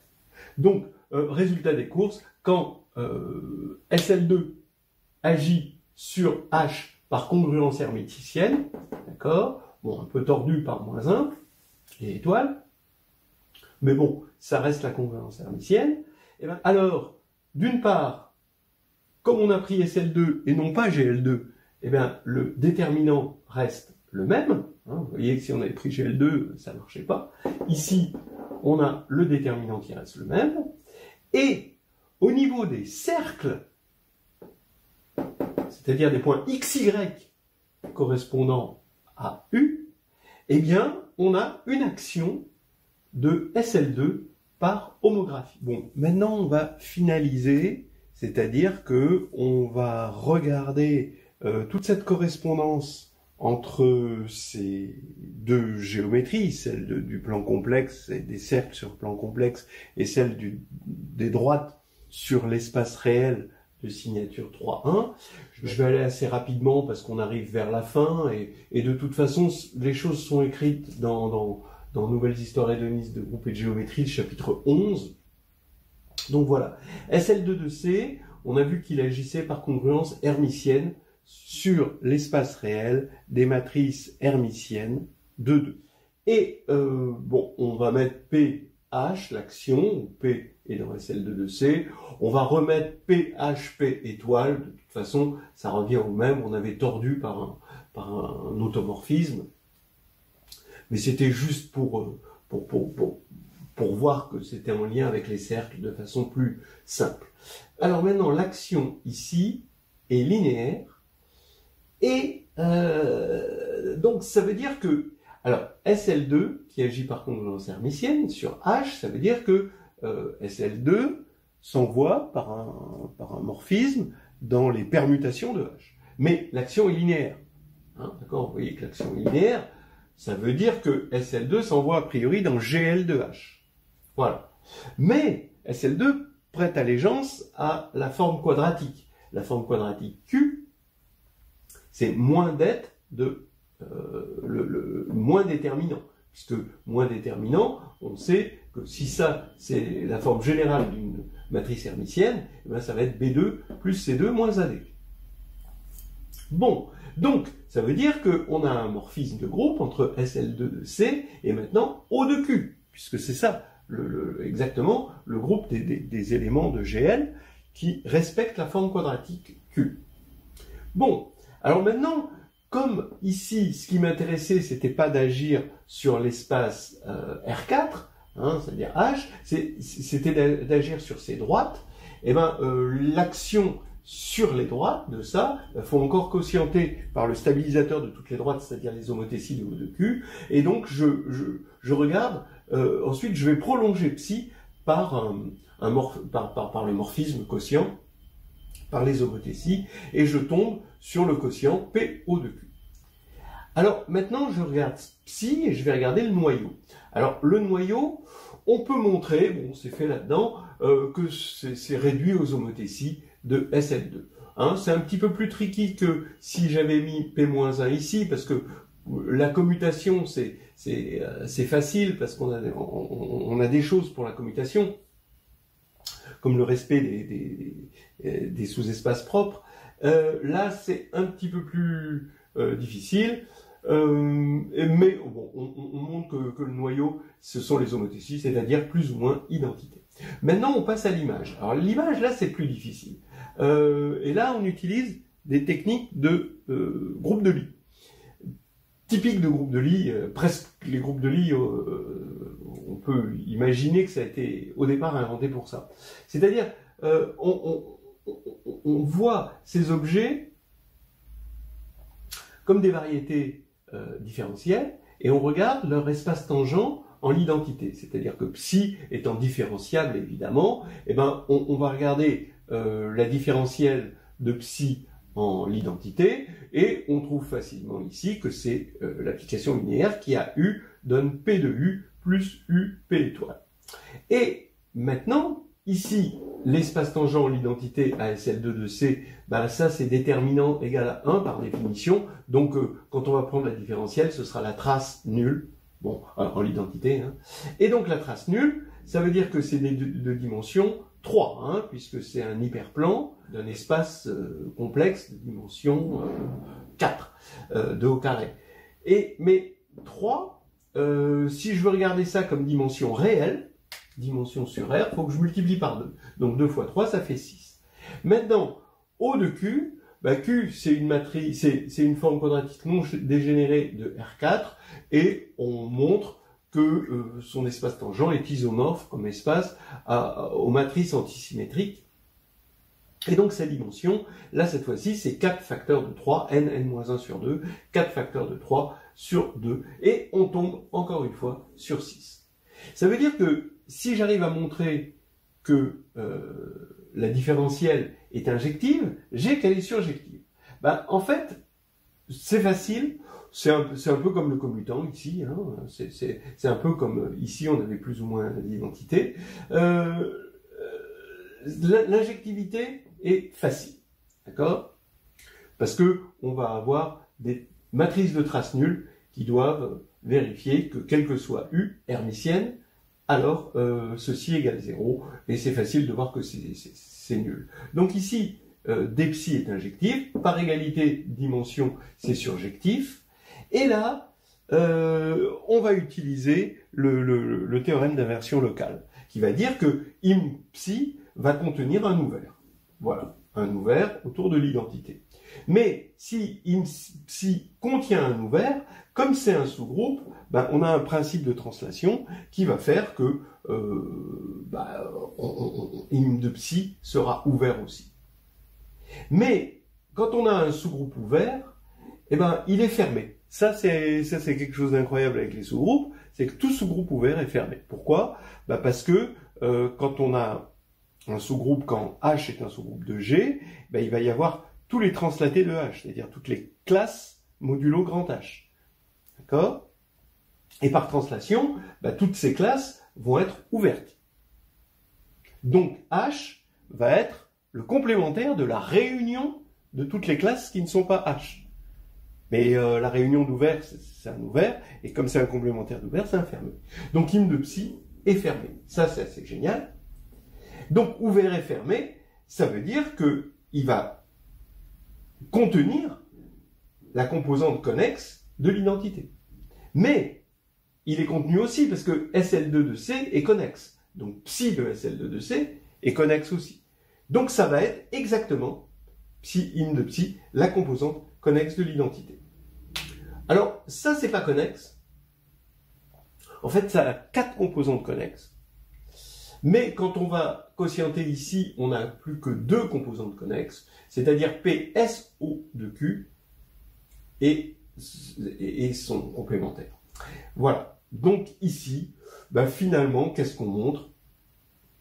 Qu'est-ce qu'on a montré? C'est que on a SL2 de C qui va s'envoyer surjectivement sur PSO de Q, puisque ici ça va être l'image de la composante connexe de l'identité, et son noyau, ben, on quotiente par les homothéties, et donc on a PSL2 de C qui est isomorphe à PSO de Q. Maintenant, ça y est, on a un dictionnaire qui va dans les deux sens.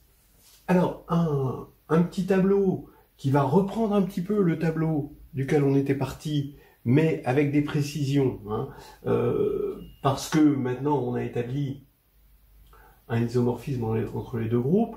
Donc, alors attention, le tableau, ça va être une correspondance.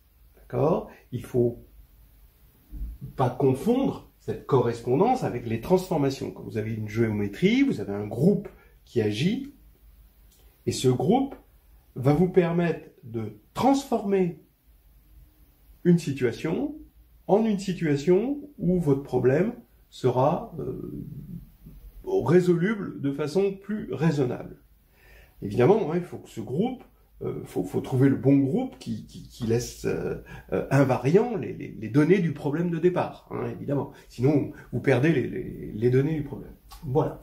Mais ici, on est en train de parler de correspondance entre deux groupes qui agissent. Et là, quand il y a une correspondance, parce que là, il va y avoir des transformations, là, il va y avoir d'autres transformations, mais il y a des relations entre les transformations. C'est ça qui mérite un tableau synthétique.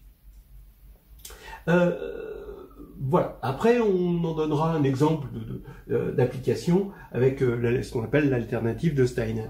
Voilà. Bon, qui est fait aussi dans le chapitre 11, à la fin du chapitre 11. Alors, PSL2 de C, il agit sur C, bon, plutôt sur C complété par l'infini, parce que c'est quand même voilà, des fractions rationnelles, par homographie. Et donc, dans la géométrie analagmatique, on va voir ça comme une action de PSL2 de C par homographie sur le cercle. Donc, votre matrice, elle va être de la forme A, B, C, D, ça va être A, C, B, D, et ça va être AZ plus B sur CZ plus D, et ça va agir sur les cercles.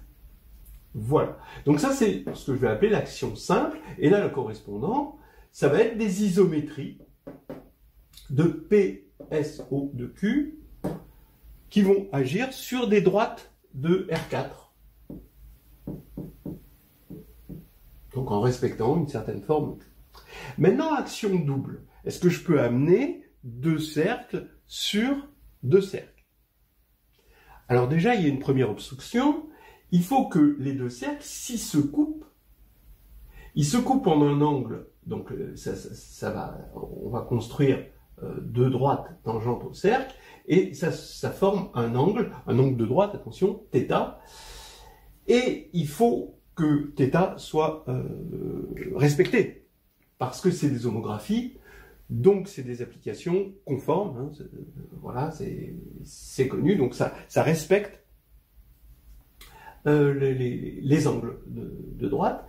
Et là, il faut que ça respecte l'arc cosinus de phi. Ce θ correspond à arc cosinus de la valeur absolue de phi de u'. Les cercles sont symbolisés par u' sur racine de q de u'. C'est quelque chose d'homogène, puisqu'on est en train de regarder ça à constante multiplicative près, u'. Voilà. Donc, ici, dans cette géométrie, c'est pas aussi simple de voir que si réciproquement deux cercles se coupent en le même angle, alors on peut envoyer avec une seule homographie le premier couple de cercles sur le second couple de cercles. Alors qu'ici, avec ça, on a des théorèmes, comme le théorème de Witt, qui nous permettent de montrer que c'est un invariant total. Donc on peut effectivement envoyer deux droites sur deux autres droites si elles respectent l'égalité ici. Voilà. Donc là, on voit qu'il y a quand même un côté assez intéressant de travailler de ce côté-là. En revanche, alors, maintenant la cocyclicité. Cocyclique, ça veut dire que le birapport, je prends 4 points, et le birapport est réel. Donc ça, c'est connu. Donc je regarde la partie imaginaire du birapport, donc je fais ça, moins ça, je divise par 2i, d'accord? Donc j'ai la partie imaginaire, donc ça va me donner un réel, donc parce que je cherche des réels ici pour faire la correspondance avec ça. Donc je fais le birapport moins le birapport bar sur 2i, et ça correspond à quoi? Ça correspond à la cocyclicité. C'est nul si et seulement si c'est cocyclique. Alors ça, c'est une fraction rationnelle. Si je la multiplie par quelque chose pour obtenir un polynôme de degré 4, en fait, ça va revenir exactement, on obtient exactement le déterminant ici. Donc, je vous rappelle que les points de C devenaient ici des droites isotropes et engendrées par des points I1 moins XI moins YI xi carré plus yi carré. Peut-être que i est mal utilisé parce que ici on a i. Voilà. Je remplace par j. Ou xj plus iyj, c'est le zj qui est ici. Bon, alors maintenant, on a vu que la cocyclicité, elle se voyait parce que c'était l'orthogonale, ils étaient les quatre dans l'orthogonale d'un U qui représente l'équation du cercle. Puisqu'on veut qu'il soit cocyclique, il faut un cercle qui les prenne tous, qui est représenté par cette équation, et c'était l'orthogonale de cette équation-là. Donc ça veut dire que ça c'est coplanaire, si seulement si ça c'est coplanaire, et c'est coplanaire, ça veut dire que là, quand on va prendre le déterminant, c'est égal à 0. Donc ici, on a deux choses qui s'annulent. Là, il faudrait multiplier, ou alors ici, diviser par quelque chose, ou plutôt ici, multiplier par un dénominateur, et on obtiendra exactement les mêmes choses. Si vous doutez, faites le calcul, vous allez voir. D'ailleurs, ça donne une jolie condition de cocyclicité, ici, qui est assez connue, où vous pouvez enlever le moins, parce que le moins ici ne sert à rien. Si 4 points sont cocycliques, il est évident que la symétrie de ces 4 points est cocyclique aussi. Voilà. L'engendrement de deux cercles. Quand vous avez deux cercles, qu'est-ce qu'ils engendrent? Ils engendrent un faisceau de cercles, et on a une classification qui est très très visible au niveau des cercles. C'est les points base, points limites et tangents. Donc ça on le voit bien. Dans ce monde-là, c'est gouverné par une forme quadratique de signature 3,1, et on va avoir des plans. Ça va engendrer donc deux droites vectorielles vont engendrer un plan vectoriel, et donc ils ne peuvent être que de signature 2, 0, 1, 1, 1, 0. Voilà.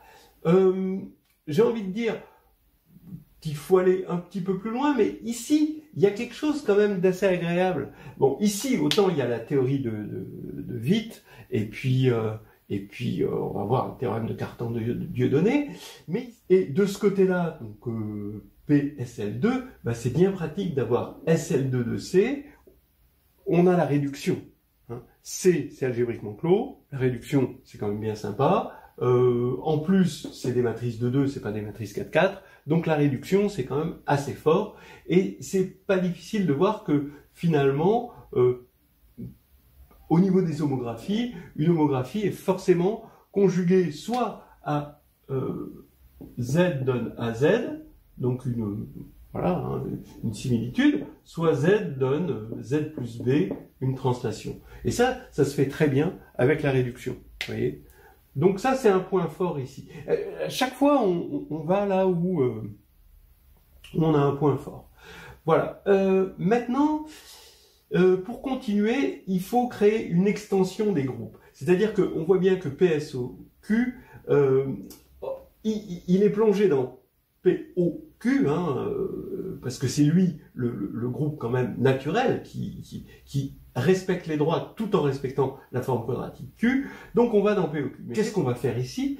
Ça va être, on va étendre PSL2 de C par les anti-homographies. C'est-à-dire, on va rajouter Z donne Z bar, l'involution bar. Et là, ça va nous donner un groupe qui est dans lequel PSL2 de C est d'indice 2, évidemment, et c'est le groupe des homographies, anti-homographies. Alors, pourquoi c'est intéressant? De ce point de vue, c'est qu'ici, on va avoir un système de générateurs, ce sont les réflexions. Alors attention, là, on n'est pas dans le cas euclidien, ce sont des réflexions par rapport à des droites non isotropes. Et ça, c'est le théorème de Cartan de Dieudonné qui nous donne un certain nombre de réflexions qui nous permettent d'engendrer les choses. Et ici, on va avoir comme générateur ce qu'on appelle les inversions. d'accord, qui sont typiquement là-dedans, qui sont pas là-dedans. Hein. Une inversion par rapport à un cercle de rapport K, et ici, quand le cercle est une droite, en fait, on va retrouver une symétrie axiale. Donc ici, on a un système de générateurs, et là, on en a un autre. On voit qu'on a une correspondance entre les deux, sauf que là, il va y avoir des réflexions par rapport à des droites non isotropes, mais négatives, donc imaginaires en quelque sorte. Hein. Mais on peut se ramener aux réflexions par rapport aux droites positives, hein, celles qui correspondent à des vrais cercles. Alors maintenant, les différences symétriques, on va dire, les invariants de 4 points, ici on a le birapport. Ici, il faudrait faire un calcul, mais je ne sais pas trop ce qu'on a. Ce que je sais, c'est, quand on va regarder ici, je sais exprimer la partie imaginaire du birapport. Parce que le birapport est réel, si et seulement si les 4 points sont cocycliques. Alors que, donc ça veut dire qu'ici, c'est quelque chose qui s'annule dès qu'on a de la cocyclicité, donc ça va être ce déterminant-là, à quelque chose près pour que ça homogénéise.